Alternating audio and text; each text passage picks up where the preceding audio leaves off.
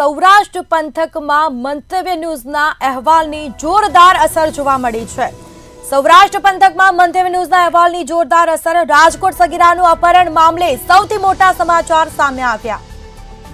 તો સમગ્ર મામલે સગીરા માણાવદર પોલીસના કબજામાં છે।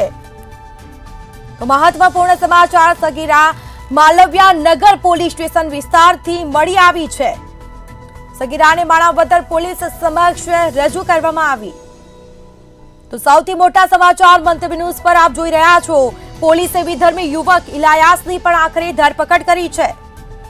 તો યશોદના ડીવાયએસપી આપણી સાથે જોડાઈ ચૂક્યા છે। જી, આ મામલે આરોપીની ધરપકડ કરવામાં આવી છે। આ મુદ્દા પર આપનું શું કહેવું?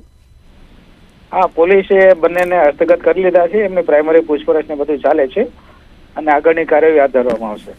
એમના ફરિયાદીને ભોગ બનનારનું નિવેદન લઈ ત્યારબાદ આગળની કાર્યવાહી થશે। જી સર, 15 વર્ષીય સગીરા હતી, કઈ કલમ દાખલ કરવામાં આવશે?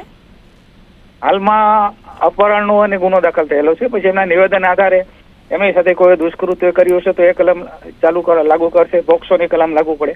ઠીક છે જી, બિલકુલ। અમારી સાથે વાતચીત કરવા બદલ આપનો આભાર।